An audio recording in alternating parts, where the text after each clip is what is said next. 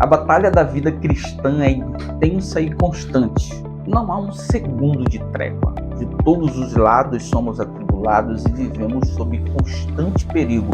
Contudo, o Deus guerreiro manifestado no Antigo Testamento é o mesmo no horizonte literário do Novo Testamento e providencia o poder, habilidades e as armas de ataque e defesa para a sobrevivência vitoriosa de todo cristão. Paz, eu sou o pastor Wellington Salles e como vocês já sabem, é um grande prazer vir aqui para juntos fazermos as nossas reflexões desta feita a respeito da lição de número 6, as nossas armas espirituais. Antes de dar continuidade, de partir para as nossas considerações a respeito desta lição, eu quero pedir gentilmente que você se inscreva, curta, compartilhe, a fim de que nós tenhamos condições de fazer outros materiais como esse e continuemos essa trajetória de contribuição para a escola bíblica dominical. Tendo dito isso, vamos à nossa introdução e é bom que, em primeiro lugar, façamos uma relação muito óbvia, inclusive, entre a lição de número 6 e a lição de número 5, em vista do fato de que a lição de número 5 apresentou os inimigos do cristão, Satanás, a carne e o mundo. E a lição de número 6 vai apresentar 3 armas do cristão que estão disponíveis nesse ambiente de batalha da vida, da jornada cristã, que é a palavra, a oração e o jejum. Se na lição de número 5 temos 3 inimigos, na lição de número 6 temos 3 poderosas armas à nossa disposição. Além disso, é bom que se considere que nas Escrituras Sagradas, esse ambiente comunicativo de Deus em que ele se apresenta no contexto das batalhas do seu povo, nós verificamos o registro de Deus como um guerreiro, como chefe dos exércitos, como aquele que habilita, que ensina, que prepara o guerreiro para a batalha. Logicamente, é uma linguagem de Davi, no livro dos Salmos. Deus é visto como a bandeira do exército, aquele que é a representatividade do seu povo diante do adversário, e Deus é, inclusive, apresentado como a personificação da defesa real do seu povo no Antigo Testamento. Por isso ele é chamado de uma arma de defesa, a principal delas, que é o escudo. Então, essa linguagem metafórica que nos lembra, que nos informa esse contexto de guerra, de batalha, não é novo, não é algo surpreendente do Novo Testamento, mas algo que, inclusive pelo contexto social em que se manifesta, é muito comum no Antigo Testamento, e Deus, a fim de que aquilo que ele pretende comunicar seja compreensível, se revela destas maneiras. A linguagem metafórica que corresponde a batalhas, a guerra, o que era comum para a realidade social de Israel. Depois de considerarmos isso, a respeito da nossa introdução, nós consideramos, em terceiro lugar, a linguagem paulina, porque Paulo também se utiliza desta característica de guerra, de batalha, para apresentar algumas verdades, eu diria assim, espirituais. Isso é explicado até também pelo contexto em que Paulo está inserido, sob domínio do Império Romano, envolvido com o Império Romano, e é lógico, o Império Romano, à luz da realidade política em que ele existia, era reconhecido pelo seu exército insaciável, irresistível, esmagador, que fez com que o Império Romano fosse o que nós conhecemos até hoje, com a fama a que nós somos apresentados quando estudamos a história e o poder de influência do Império Romano no mundo. Isso não seria possível sem um exército poderosíssimo. Paulo está aí envolvido nessa realidade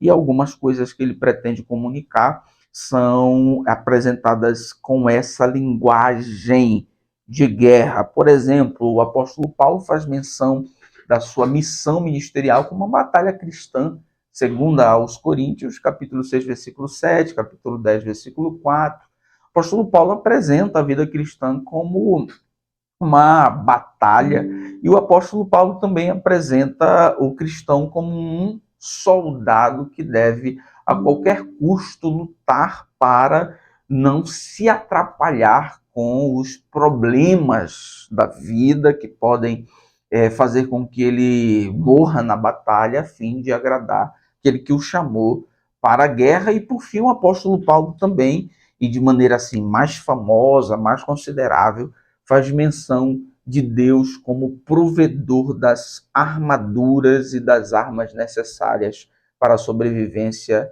do cristão. Tendo dito isso, vamos ao nosso primeiro ponto: as armas do crente. Primeiro subponto, as armas. E aí nós precisamos considerar que, de maneira geral, existem armas de ataque e de defesa. Isso nós somos apresentados no Antigo Testamento e no Novo Testamento, e também extra-bíblicos, documentos que são desse contexto extra-bíblico, também manifestam que as armas são de ataques e defesa, e a época bíblica elas não eram tão diferentes assim, elas se enquadravam exatamente de maneira geral nessa realidade, armas de ataque e defesa. E quando nós somos apresentados à necessidade de estudar um pouco sobre as armas, nós pensamos sobre, eu diria, a história delas, muito relacionadas à história de Israel. E aí nós temos dois momentos.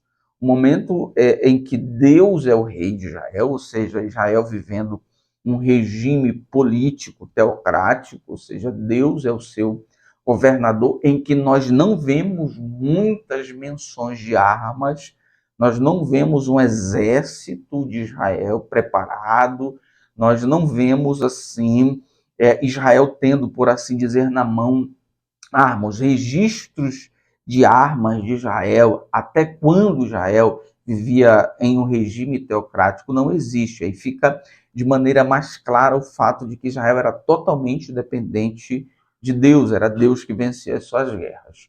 Mas exatamente tendo em vista a guerra e a necessidade, pelo menos, está equiparado ao inimigo do momento, que eram os filisteus, que detinham o poder do ferro e, portanto, tinham armas e um exército que Israel não tinha. Israel passa para um novo regime político, que é a monarquia, ou seja, um rei humano. E a partir daí que nós vamos começar a ver de maneira mais presente o registro de armas. Logo que Israel se organizou como nação, dirigida pelos reis, a história começa a registrar armas defensivas em grande escala. Mas antes disso, como eu já disse, não tinha. E aí, inclusive, se tem Saul como o criador de um exército para Israel, cuja figura mais famosa vem ser Davi e suas grandes conquistas. E nesse ambiente que se manifesta assim com muita tranquilidade a possibilidade de que Paulo, unindo a realidade do Antigo Testamento e a realidade do Novo em que ele está inserido, use essa linguagem metafórica para apresentar o crente envolvido em uma guerra espiritual.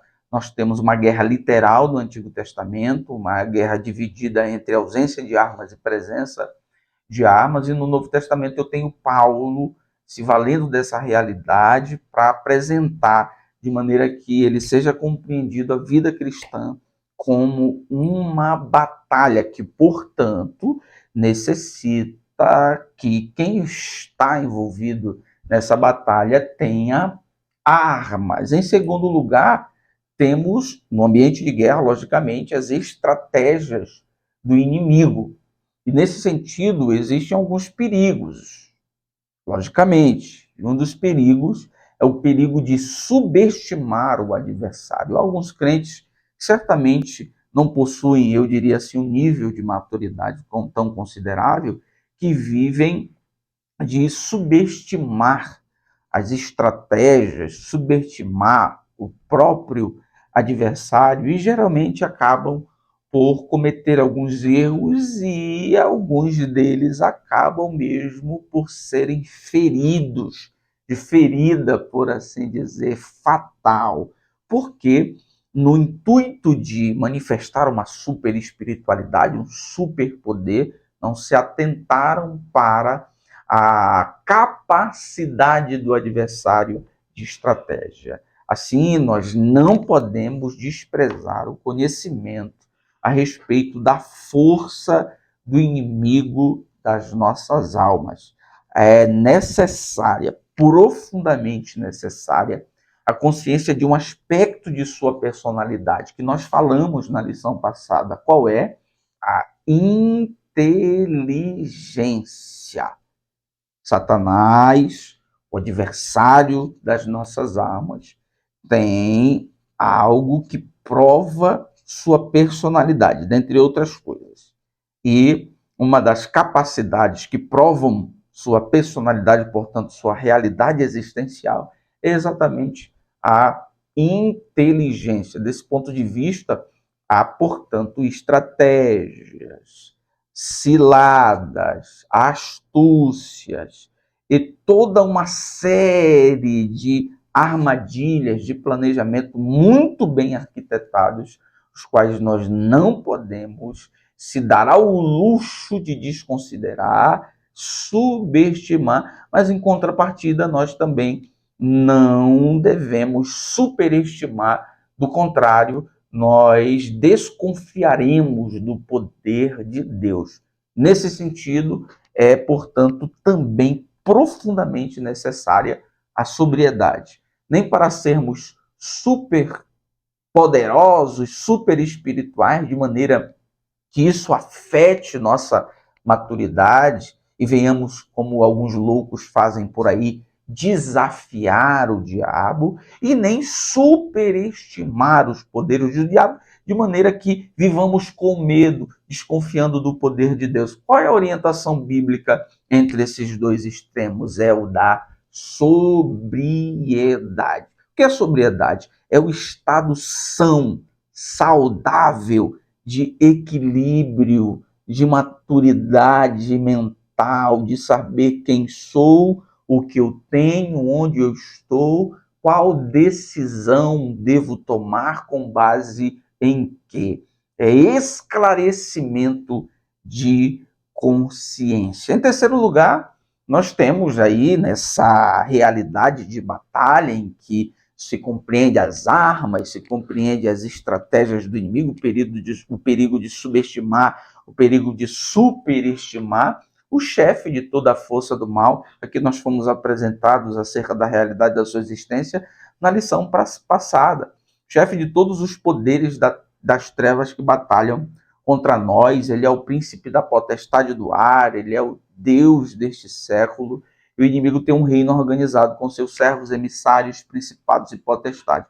Por que ele é apresentado assim, em uma posição superior? Isso, como eu disse na lição passada, pode ser explicado por sua posição exaltada no ambiente angélico antes da queda. Ele caiu e caiu tendo essa realidade de grandeza, exaltação, e na realidade em que ele vive, por assim dizer, hoje, ele é apresentado desta maneira, como chefe, como príncipe das potestades do ar, como Deus deste século.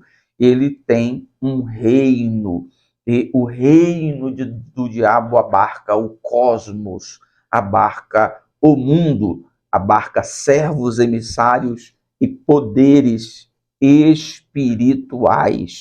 Este é o cenário de guerra, senhoras e senhores. Este é o cenário belicoso, perigoso espiritualmente, em que se tem as armas, as estratégias do inimigo e a concepção de que ele se apresenta e existe nesse patamar de superioridade maligna, como chefe, como príncipe, como Deus e como rei de um reino organizado. Mas para esta realidade nós temos o segundo ponto, as 3 armas espirituais do cristão que devem ser vistas como suficientes para a nossa sobrevivência nessa batalha. E a primeira arma é a palavra de Deus. 2 perspectivas para a abordagem da palavra de Deus aqui existem. A perspectiva de que a palavra fornece a fortificação, e aqui a palavra de Deus se apresenta como alimento, simbolicamente pão, leite, mel, e a palavra de Deus nessa perspectiva de sobrevivência, de vitória, em que ela é apresentada como arma. Nesse sentido, a metáfora mais bem apresentada para a palavra de Deus é a da espada. A espada de Deus disponível para os crentes. Então, de um lado, se apresenta a palavra de Deus como a promotora da força, da resistência, do poder para a batalha, palavra de Deus como alimento, pão, leite, mel, e a palavra de Deus como a arma de ataque, que é a espada. Nesse sentido, nós temos a palavra sendo apresentada como sendo suficientemente vital. Tudo o que eu preciso para estar de pé, forte, resistente, firmado na batalha, a palavra de Deus é suficiente para me oferecer. A palavra lhe concede o que é suficiente para a vida eterna, pois além de lhe conceder poder para vencer as forças do mal, ela nutre, dá discernimento, alimenta bem, para não ser contaminado com aqueles que viviam no pecado.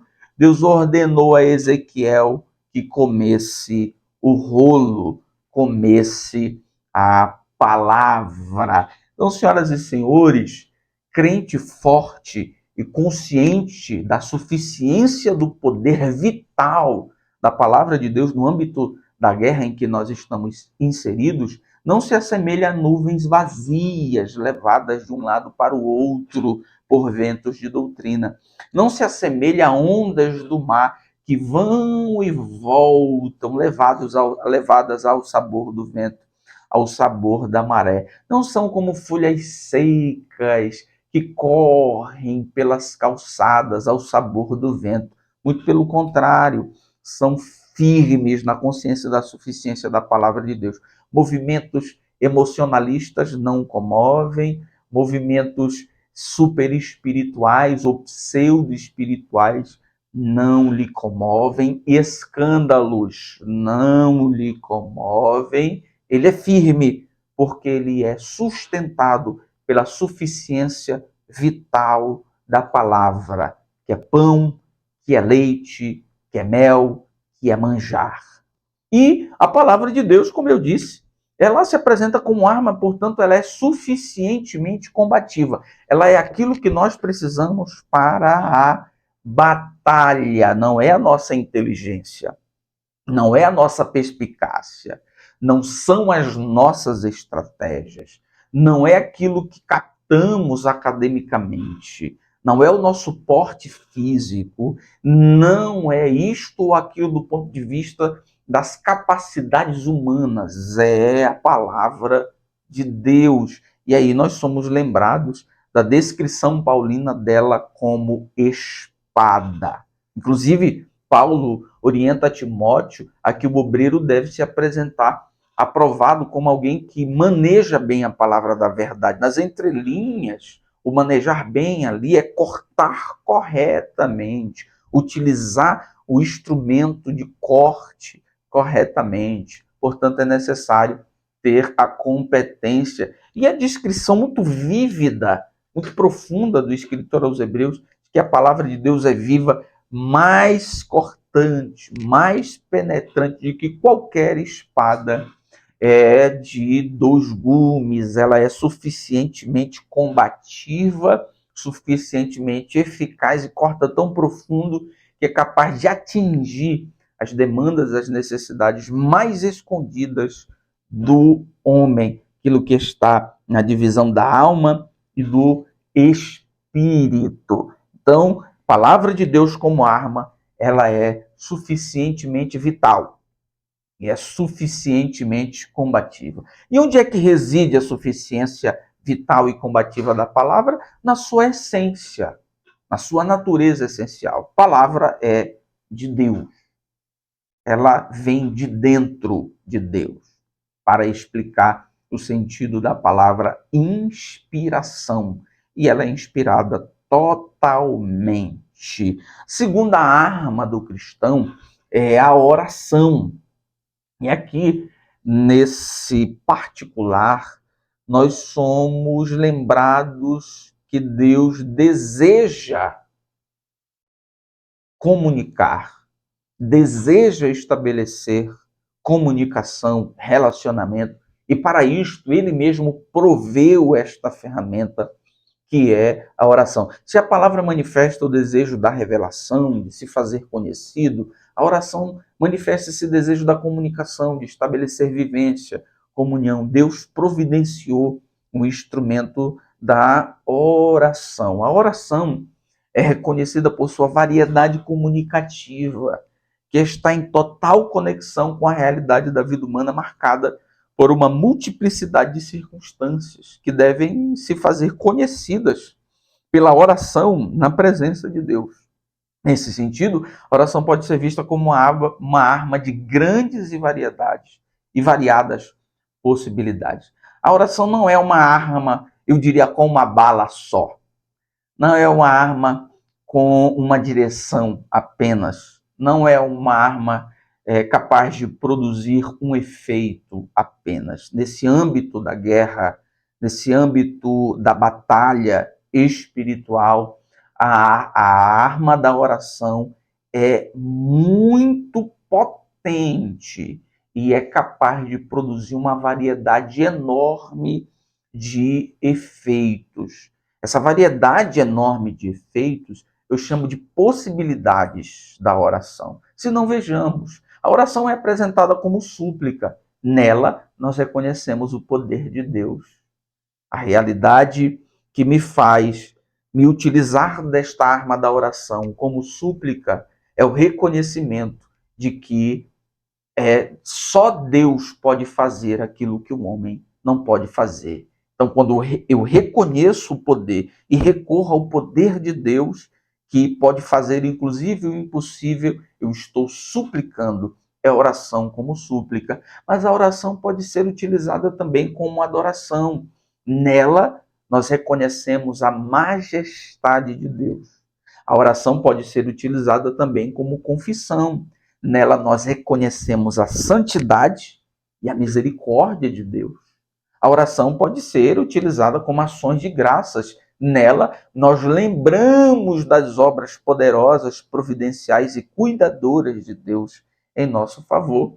E a oração também pode ser utilizada como intercessão. Nela, nós somos lembrados do amor que devemos ter pelos outros, porque na intercessão nós não pedimos por nós sentimos a demanda, sentimos a dor, nos colocamos no lugar dos outros. Então perceba a variedade de possibilidades desta arma poderosa que é a oração. Além de, é claro, primeiramente nos aproximar de Deus, de realizar, por assim dizer, esse desejo de comunhão, de comunicação mútua entre nós e Deus, ela também se apresenta com a possibilidade da súplica, com a possibilidade da adoração, com a possibilidade da confissão, com a possibilidade da ação de graças, com a possibilidade da intercessão. Estejam sempre em oração. E como o apóstolo Paulo disse, com toda a oração. Ou seja, nos utilizemos de todas as possibilidades dessa arma poderosa. Mas é necessário também, senhoras e senhores, saber se utilizar dessa arma. Porque tem crente que mais se assemelha a macumbeiro e utiliza a oração como se fosse uma espécie de instrumento de vingança para os outros. Tem crentes ameaçadores. Olha, não fala comigo, olha, me respeite, olha, não me trate mal, ou coisa, porque eu sou uma mulher de oração. Vem cá, a oração está sendo utilizada como uma arma de vingança? A oração está sendo utilizada como uma arma de ameaça? A oração está sendo utilizada como se fosse uma ameaça que um macumbeiro pode realizar contra uma pessoa? É um instrumento de um trabalho de terreiro para prejudicar um ou outro? Não, senhores. É necessário uma sobriedade, uma concepção correta, bíblica da oração, uma visão correta de Deus, uma visão correta de mim mesmo e uma visão correta da palavra produz uma oração correta. E o grande exemplo disso é Elias, no monte, quando clamou pela resposta de Deus contra os profetas de Baal. Ele disse assim: sob a tua palavra, eu, teu servo, Senhor Deus, levanto a minha oração. Ou seja, uma visão da palavra correta, uma visão correta dele mesmo, uma visão correta de Deus. É necessário a correção na oração. E aí nós somos lembrados por Tiago na epístola.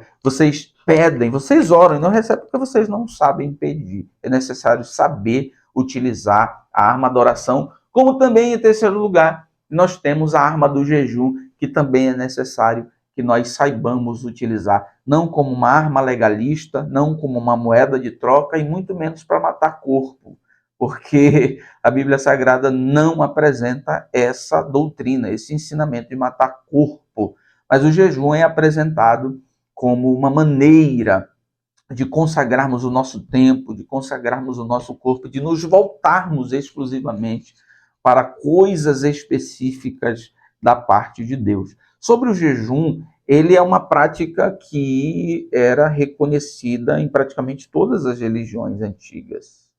É uma prática cujo início nós não sabemos explicar. Quem foi o primeiro que jejuou? Como conseguiu? A gente não consegue explicar o início da prática do jejum.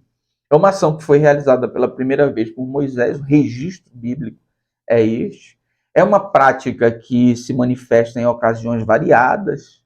Nós temos no calendário judaico, né, de maneira pública, um momento de jejum coletivo, público, se não me falha a memória, por ocasião do dia da expiação. Mas ao longo da vivência de um ano, podiam acontecer problemas morais, problemas naturais, problemas de ordem militar, que colocavam as pessoas em situações críticas em que elas recorriam ao jejum. De maneira que o jejum é uma prática que nós observamos na religião judaica, é uma prática que foi percebida, realizada permanentemente por Jesus, é uma prática da igreja primitiva, é uma prática, muito embora sendo atacada nesses últimos tempos, desprezada em grande medida nesses últimos tempos, mas é uma prática da igreja hoje em dia.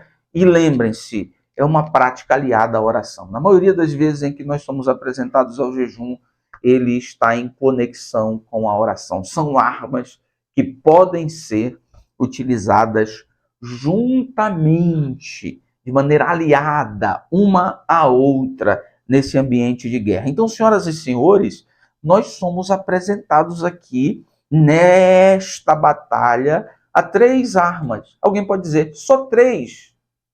Não, mas estas 3 são poderosamente suficientes. Palavra de Deus, oração e jejum. E em último lugar, no nosso terceiro ponto, nós temos Jesus como nosso maior modelo e, logicamente, nós temos aqui o ponto mais alto, eu diria assim, da economia da revelação especial. É quando Deus se adequa, por assim dizer, à nossa maneira de raciocinar. Do contrário, nós não entenderíamos. E o próprio Deus em Cristo apresenta-se como modelo que vive a palavra, que vence o diabo pela palavra, que vive em oração e que vive a prática do jejum.